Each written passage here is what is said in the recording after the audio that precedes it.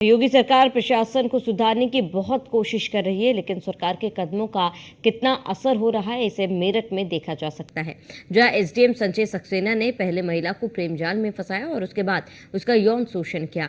दरअसल महिला परिवार विवाद से परेशान थी और न्याय की गुहार लगाने एसडीएम के पास आई थी।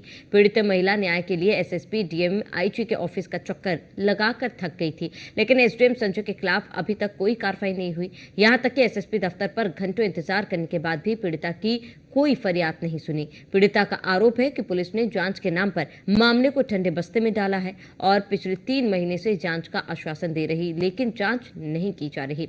साथ ही पीड़िता का आरोप है कि यौन शोषण करने के बाद एसडीएम संजय सक्सेना लगातार ब्लैकमेल कर रहा है। मेरठ की एक पीड़िता महिला एसएसपी, डीएम, आईजी, एसएसपी सबके यहाँ दफ्तरों के चक्कर लगाती है, लेकिन उसके बावजूद कोई अधिकारी पीड़िता महिला की फरियाद सुनने के लिए तैयार नहीं होता है। अगर बात की जाए तो मेरठ के एक अधिकारी को बचाने में पूरा अमला जुटा हुआ है। पीड़ित महिला हमारे साथ है, बात करेंगे। मैडम, क्या मामला आपके साथ हुआ है? क्यों आप लगातार एसएसपी, डीएम सभी के दफ्तरों के चक्कर लगा रही हैं? अधिकारी आपकी बात सुनने के लिए तैयार क्यों नहीं है? सर, ये 30 मई को हम लोगों ने पहली एप्लीकेशन दी थी और एप्लीकेशन जो एसएसपी पुराने थे रोहित सजवान उनको दी थी। उसके बाद उसी दिन हम लोग अगले ही दिन डीएम साहब से भी मिले थे। उन्होंने हमें उस टाइम तो ये आश्वासन दिया था कि इस पर तुरंत कार्रवाई होगी, लेकिन कहीं ना कहीं उसके बाद जैसे जैसे हम अधिकारियों से मिलते रहे और वो मतलब हमको बातों को घुमाना शुरू किया उन लोगों ने, तब हम समझ गए कि अधिकारी ही इसको बचा रहे हैं। जब लास्ट हमने पहली बाइट दी और वो खबर जब चली तो इसका ट्रांसफ़र कर दिया, लेकिन इस पे कोई एक्शन नहीं लिया गया। और अब जब हम दोबारा अधिकारियों के पास में जाते हैं तो अब वो मिलते भी नहीं हैं। किस अधिकारी पर आपका आरोप है, क्या आरोप है, और उस आरोप की अगर बात की जाए तो कितना समय बीत चुका है, क्या आपके साथ बीता है जिसको लेकर के आप अपनी फरियाद लेकर के सरकारी दफ्तरों के चक्कर लगा रही हैं? कौन वो अधिकारी है जिस पर कार्रवाई की आश्वासन दिया जाता है लेकिन कार्रवाई नहीं की जाती?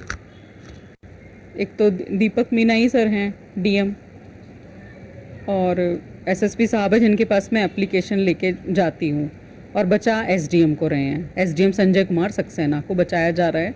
और यौन शोषण का ये मामला है कि पूरा कम से कम 1.5 साल हो गया हम लोगों को रिलेशन में थे, शादी हुई, सब कुछ हुई, और उन्होंने उस चीज़ को डिनाई कर दिया।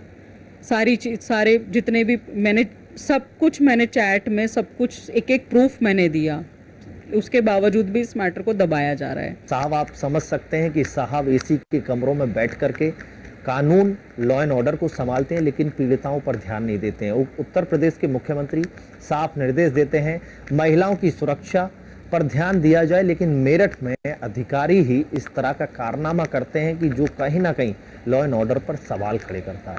मेरठ से अतुल शर्मा की रिपोर्ट, न्यूज़ 1।